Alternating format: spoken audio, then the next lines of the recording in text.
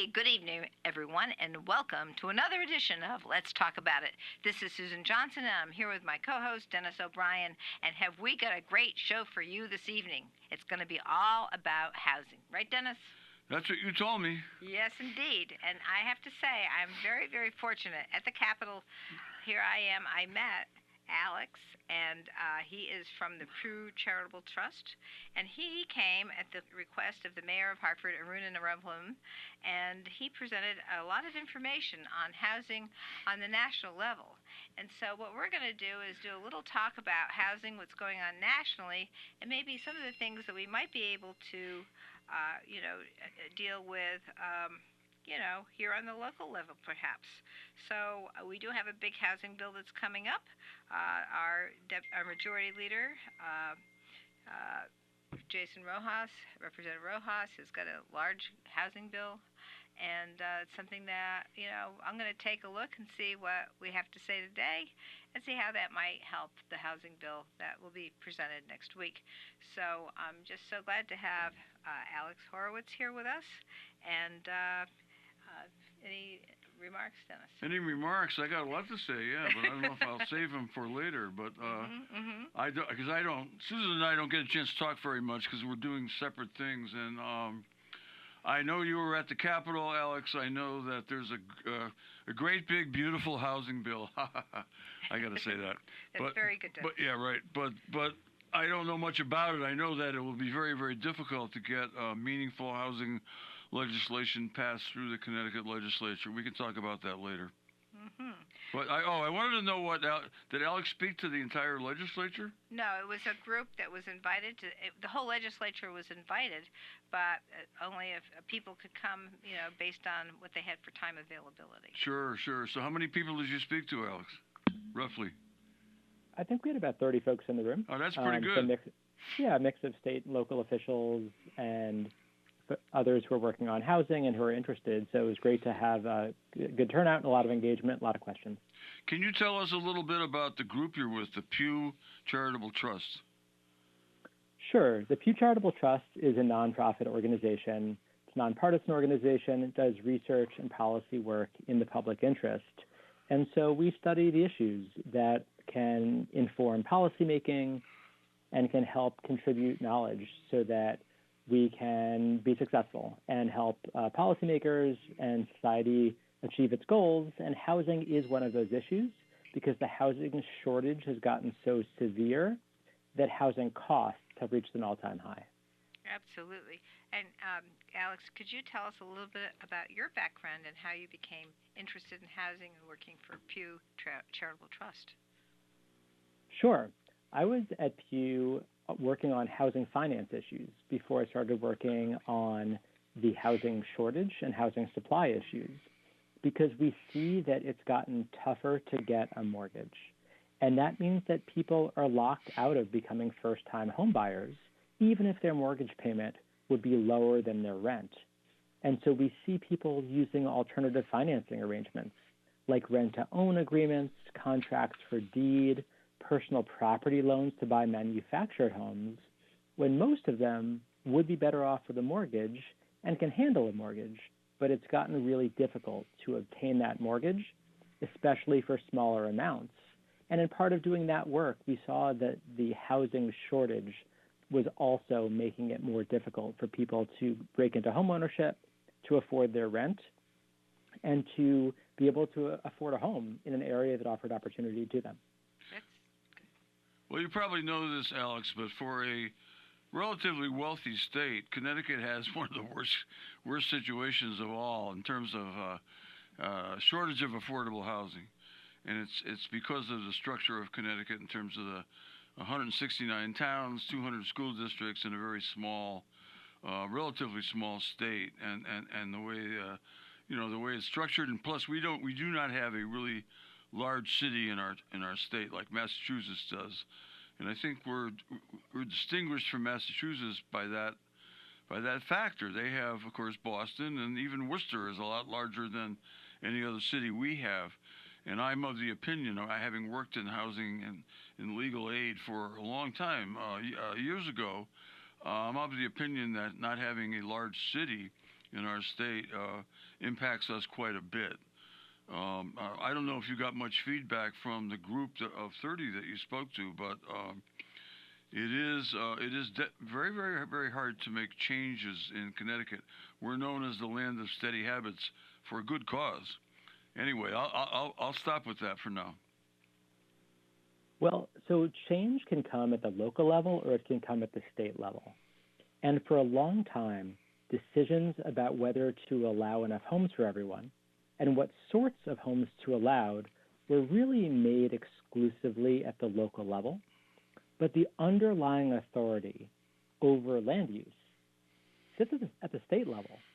So from 2012 to 2016, all states in the U.S. combined passed an average of one law a year to allow more homes, to make it easier to build homes. From 2017 to 2022, states passed an average total of 18 laws a year to make it easier to build more homes.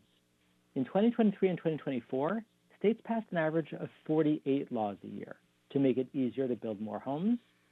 And I think we're on track to break that record in 2025 because we absolutely see that the housing shortage in the U.S., which is estimated at about 4 to 7 million homes, has become such a major salient issue that we're seeing states tackle it. And so that is states that are more rural in nature, such as Montana and Vermont. It's also states that have a lot of big cities in them, like California or Texas or Florida, and it's states that are somewhere in between, like Colorado, Arizona, Washington, or Utah. I doubt, I don't know what the figures are, and I'm really impressed by what you just said, but I doubt that Connecticut is keeping up with the national trend in that regard, simply because of the way it's structured. We don't have an awful lot of developable land. We do have it, but it's mostly in the it's not in the cities, it's in the suburbs. Our cities are small, and small area-wise, and they cram a lot of people into a very small space. And the developable land tends to be in the suburban and ex-urban towns, and we haven't come a long way in terms of our legislature, I don't think anyway, making changes that would permit more development in the more suburban towns. We have a problem with a term that you, I'm sure, have heard, NIMBY, not in my backyard. We have a real bad case of that in Connecticut. So in a state like Connecticut, look, at this point, Connecticut is a little bit of an outlier. So I should acknowledge that up front. Connecticut's an outlier in a few different ways. One of them is that rents in Connecticut have risen more rapidly than in the U.S. overall. So we go back to 2017, the median rent in Connecticut was about 12% more than the U.S. median rent. But as of this spring, the median rent in Connecticut is 22% above the U.S. median. So rents are rising fast throughout the U.S., and they have been. But in Connecticut, rents have risen faster. So the median rent's almost $1,700 a month now in the state, while the U.S. median is just under $1,400. So what's going on? How did we get there? Well, if we go back to 2017, we see that the rental availability rate was 9% in the spring of 2017. By the spring of 2025, it was only 5.8%. So that means more than a third of the available rentals are no longer available in Connecticut.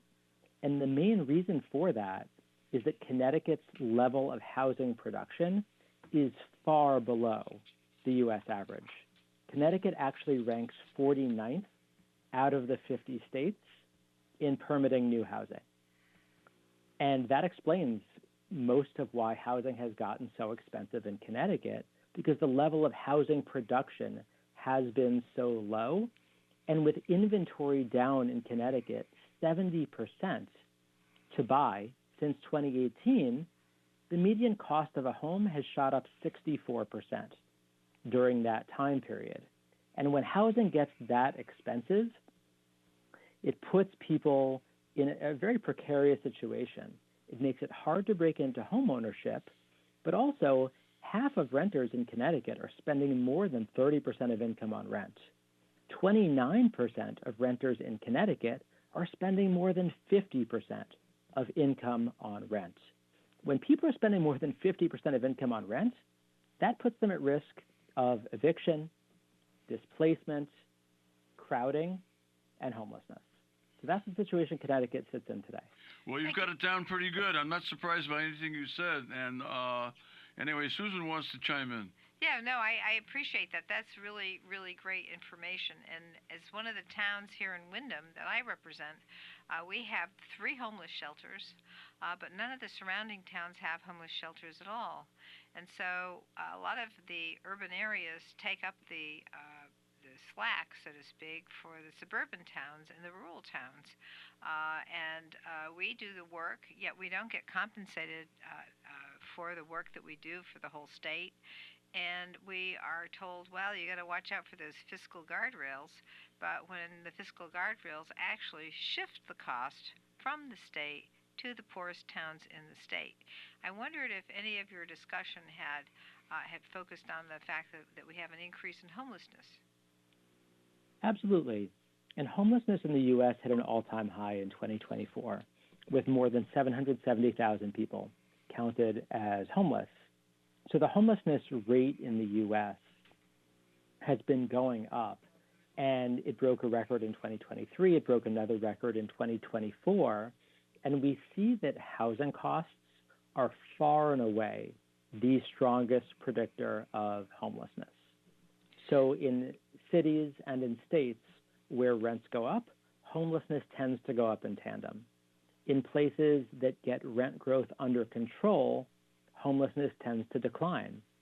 So if we look at cities that have reformed their land use policies and made it easier to build housing, especially apartments on commercial corridors or near transit stops, such as Minneapolis, such as Raleigh, North Carolina, such as Austin, Texas.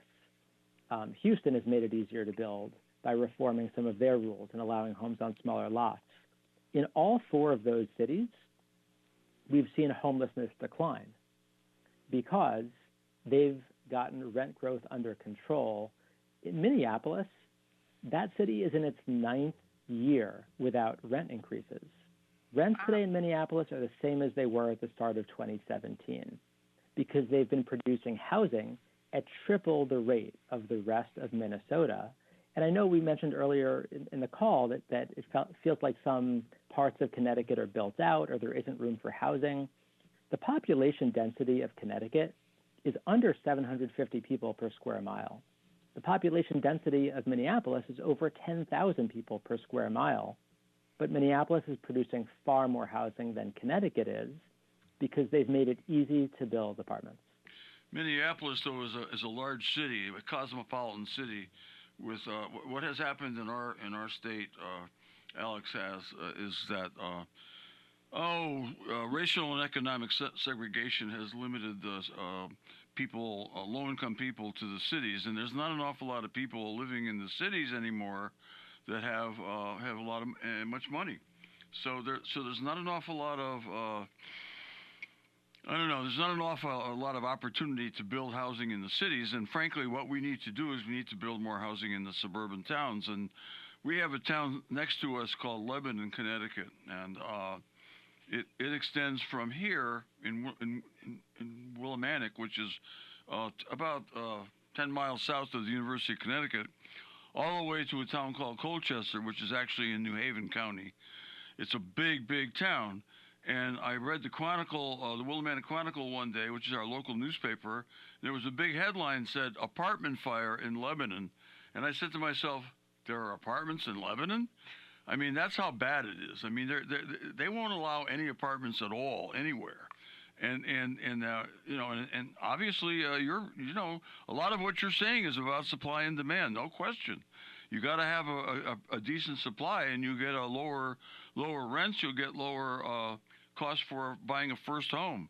But that's the problem we're in, and the state of Connecticut is not capable so far, has not been capable, and I want to learn more about this great big beautiful housing bill. I don't know that much about it, but I heard it's been criticized by a lot of legislators, and it's being watered down, from what I understand. Now, I don't know. Susan knows more about it than I do, so I'll let her talk about it. But it is a tough situation. In fact, Alex, with your expertise, and if I had any the kind of power or authority I wish I had, I'd love to talk to the Pew Group about assigning you to Connecticut full time, because we certainly could use your expertise working hand in hand with lawyers and legislators like ourselves and others to try to address this situation, because it is a difficult, really difficult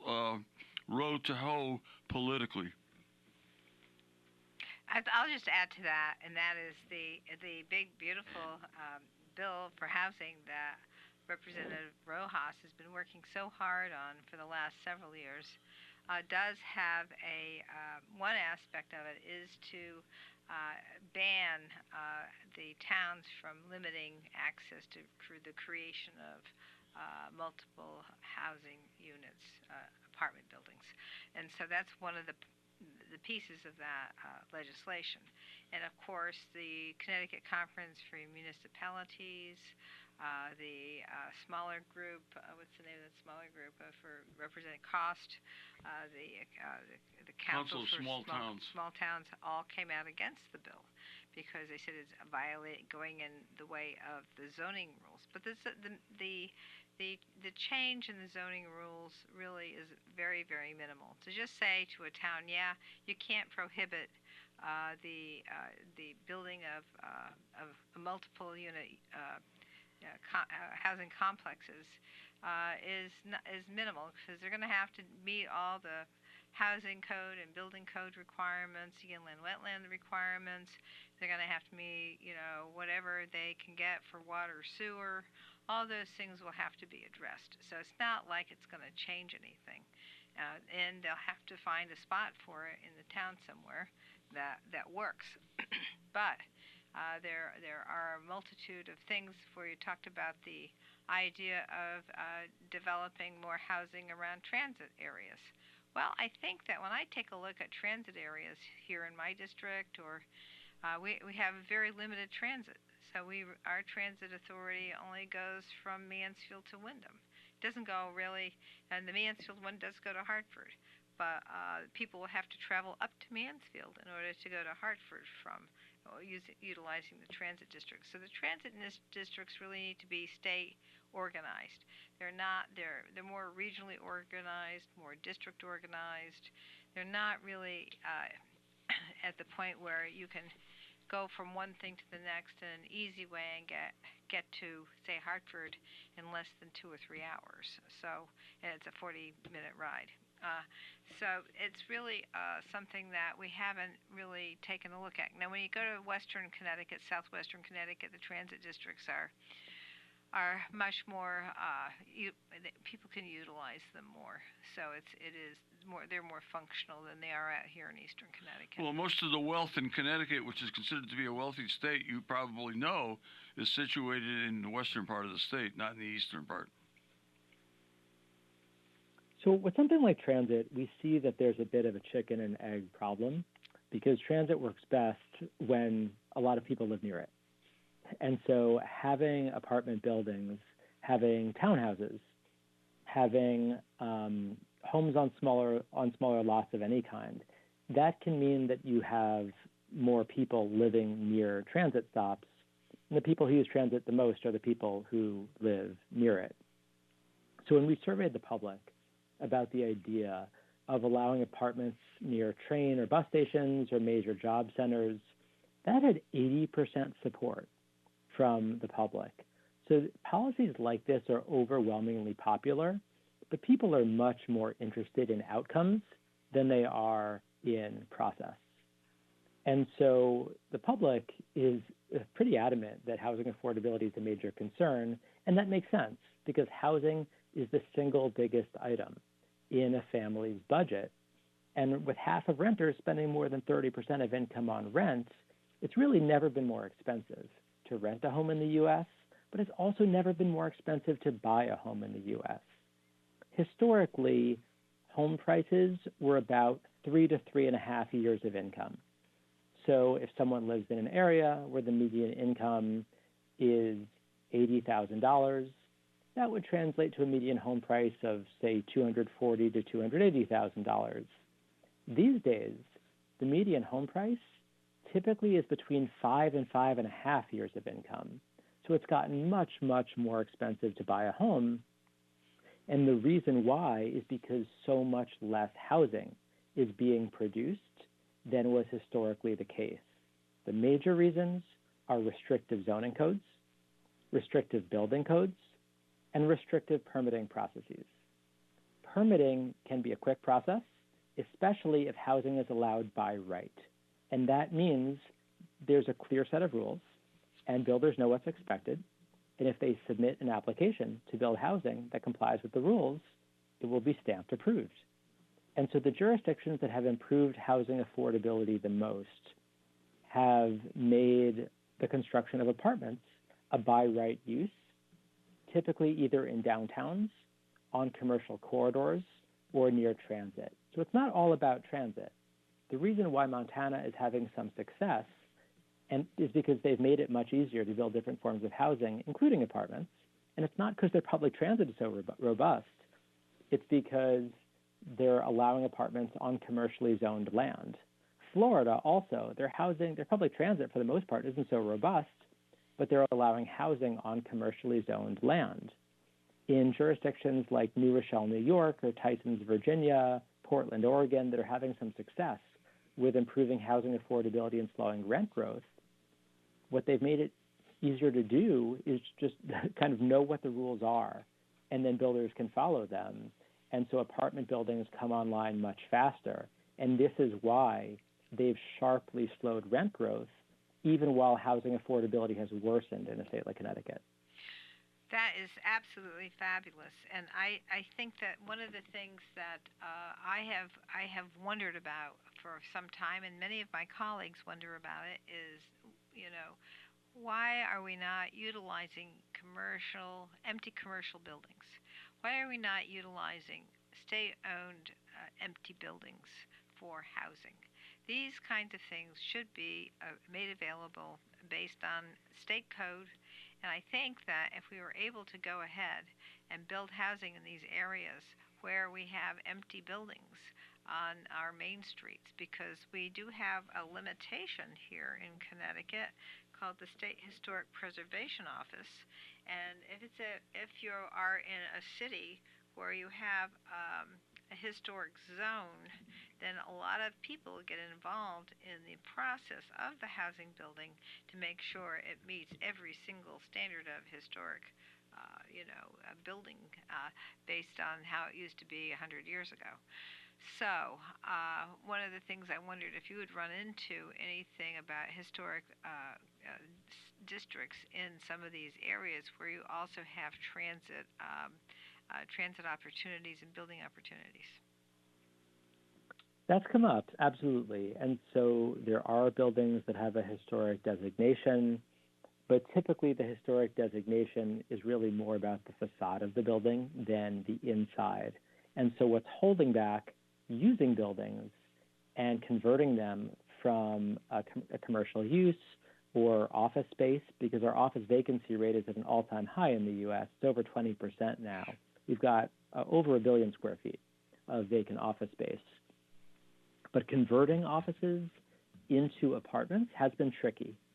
Part of why it's been tricky is moving the plumbing from where it is in an office building, typically in the center of the floor, and then spreading out the plumbing and putting it in every single unit has been a major cost. Another issue has been swapping out windows, because office buildings built after air conditioning became widespread, after World War II, most of those office buildings have windows that are fixed. They're not operable. But we've been working with the architecture firm Gensler on a model where instead of converting vacant offices into regular apartments, which we know is expensive and is often over $400 per square foot in construction costs, is instead converting them into dorm-style housing. Those could be actual dorms for college students, graduate students, or they could be dorm-style housing for people who are not in college or at universities. And in the middle of the 20th century, in major cities in the U.S., single-room occupancy housing, so essentially what were then kind of dingy, small dorm-style rooms, they were about a tenth of the rental housing stock in major cities. And those were largely lost from really the 1960s to the 1980s. And once they were, homelessness took off. The U.S. had almost no homelessness as recently as the mid-1970s because low-cost housing of that type was prevalent. And so the model that we're looking at for reviving dorm-style housing, but in a modern, safe, clean way that's up to code, would involve converting commercial spaces into essentially contemporary dorms. This could be a good fit for flight attendants, for people who work at hospitals, for early career workers or lower paid workers who work in healthcare systems or in school systems, because 63% of households in the U.S. only have one or two people in them. But the vast majority of our housing stock is single family. Only about a quarter of our homes in the U.S. are multifamily, are apartments, even though 63% of households have one or two people. And when we're looking at renters, it's 40% of renter households have one person, but homes have gotten bigger over time, even though households have gotten smaller. Absolutely, and that is a very, very interesting. The dorm-style housing is an interesting concept. It kind of dovetails with an idea that I've had, especially for senior citizens, that would be for seniors or people with disabilities to be able to avail themselves of more rest home capacity, which would,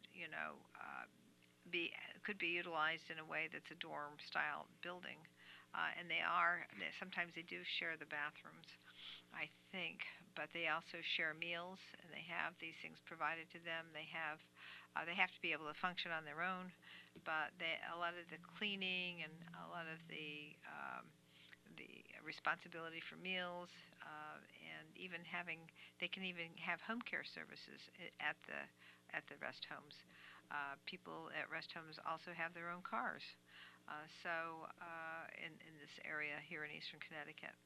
So it's really an interesting idea, and I've been hoping for more availability of rest homes, rest home capacity for seniors who now we're seeing a very big increase in senior citizen homelessness in the state of Connecticut. So for seniors, especially who are on fixed incomes, co-living could be a good solution because there's a social element to it. It can be an elevated building so that people don't have to deal with stairs. And we see real opportunities for people to end up with housing that fits within their budget so that their budget is not so strained. In our research, we're estimating that rents for co-living units from converted office buildings would clock in around half of the median income in a given city. So, for example, in a city that we looked at like Denver, where the median rent is over $1,700, we were estimating that the median rent for one of these units would be about $850 a month, including utilities. In a city like Seattle, where the median rent is over $2,000, we were estimating that for a co-living unit, we'd be looking at about $1,000 a month, again, including utilities. This would really be energy-efficient housing also. Reusing a building cuts its carbon impact by about 50 to 75% because you're not demolishing a building and then rebuilding a new one. And multifamily housing is safer than single-family housing when it comes to issues like fires, but also it's much more energy efficient. It uses less electricity. People use less water in multifamily housing than they do in single-family housing. And it can enable people to live close to jobs, close to transit stops, close to stores, so they're less dependent on needing to drive everywhere. And that can be especially useful as they age.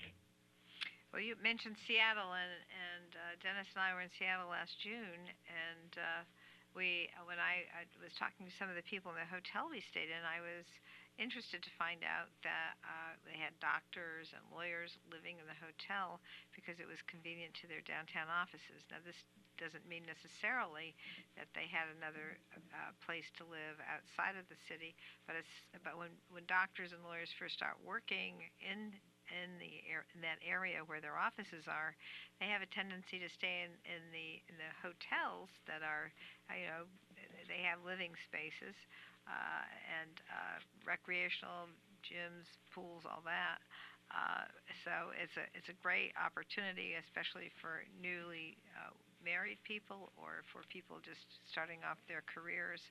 And that was something I was surprised to see. I hadn't seen that before.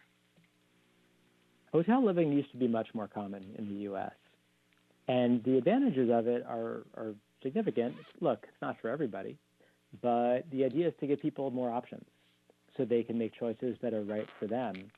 And depending on how much space they want, how much housework they want to do, how often they're going to cook for themselves, that can make sense. The Vice President of the United States used to live in a hotel room while serving as Vice President, and it was just much more common for people to have additional flexibility before their choices were limited by restrictive zoning codes, restrictive building codes, and uses that became much more limited where types of buildings were separated throughout cities and throughout regions. But we can see that if co-living came back, we would absolutely expect to see a meaningful decline in homelessness.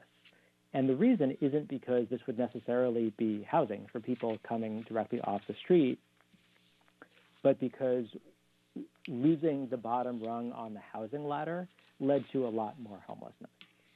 And anything that brings down rents will necessarily bring down homelessness too, because they move in tandem with each other. And we can see that in jurisdictions that have added a lot of housing, that has quickly improved affordability, and it's mostly apartments, because the scarcity of housing leads to increased competition for every unit, and that drives up rents, and that drives up prices. Right now in the U.S., we've been in a long-term seller's market because there just haven't been enough homes to buy since we're not producing enough. And we've also been in a long-term landlord's market because when there aren't many rentals out there, tenants don't have choices, and that means landlords can raise rents. When there's a lot more rental availability, then tenants have options. Since Austin's apartment boom took off and they made it so much easier to build there, inflation-adjusted rents in Austin are down 24% since the summer of 2022 because tenants have so many options that landlords are cutting rents when they renew leases. Well, the private equity firms kind of have been buying up properties. For example, here in my district, we have Mobile Home Park, and they have a private equity firm, the same one that owns almost all the mobile homes in this country now, purchased those homes, and they have been raising the rent of the little tiny piece of land that the mobile home sits on, and they are not doing the work they're supposed to do in accordance with their lease. So I just wondered, is private equity buying up all these properties and raising the rents, changing what the market value is, and access to resources for people who are renting? So institutional investors own roughly 0.7% of single-family homes in the U.S. So overall, it doesn't look like that's a primary explanation for why housing has gotten so expensive, because there are institutional investors who own homes in Austin, where rents are going down, in Minneapolis, where rents haven't risen in 9 years, in Raleigh, where rental affordability has improved quite a lot.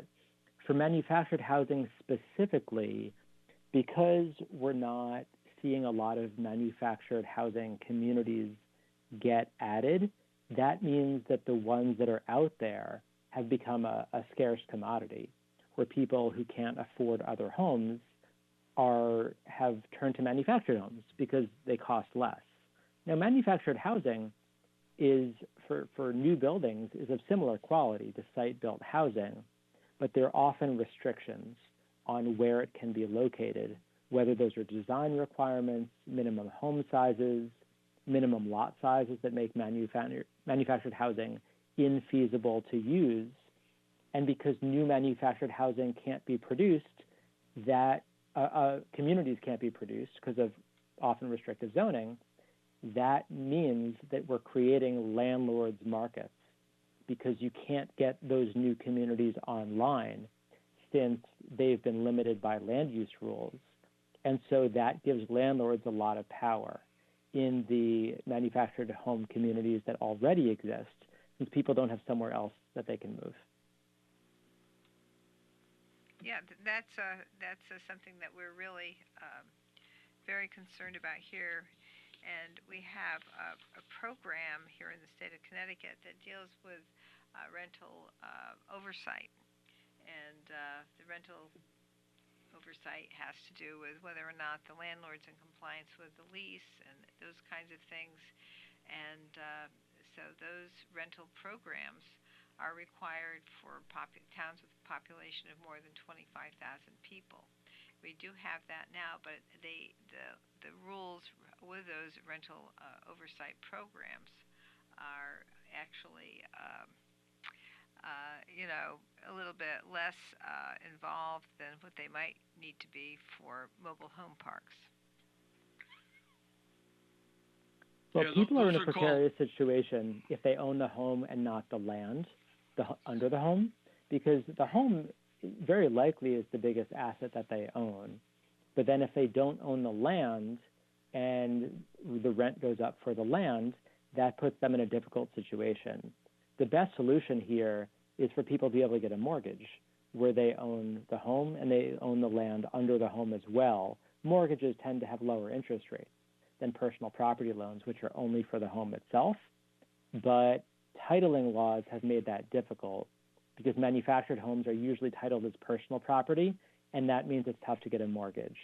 Now, New Hampshire is a different story because they title manufactured homes as real estate, and so mortgages are available, and that puts consumers in a better position because being able to get a mortgage leads to stronger consumer protections as well as cost savings through lower interest rates.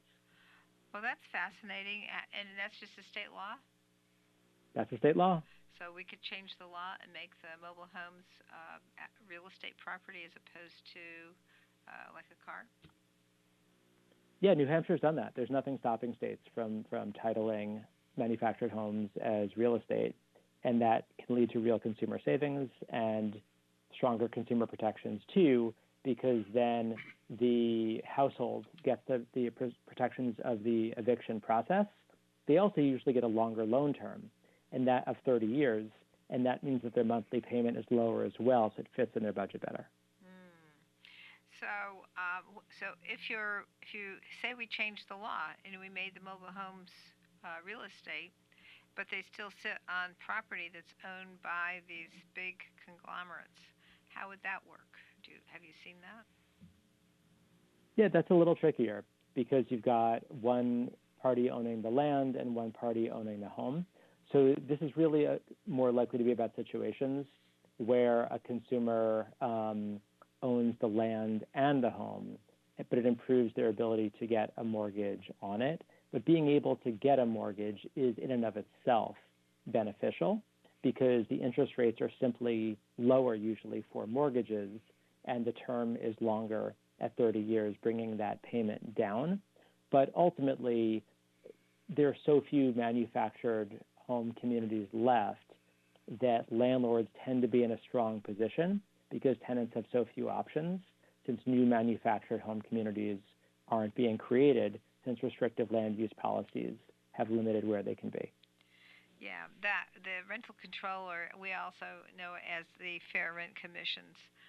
Those are the kinds of things where people can go and make complaints about the fact that these the owners of the land where the mobile home sits are not in compliance with the leases, and they are increasing the cost of these places. So it's very, very interesting to me to think that there might be a way to do that.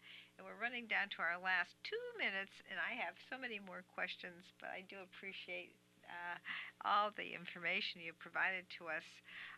So why don't you give us a little bit of a summary that maybe our listeners can think about as we move through the bill that we're going to try and get through this year to help out with accessing the increase in apartment access, multifamily dwelling access, all types of different housing access.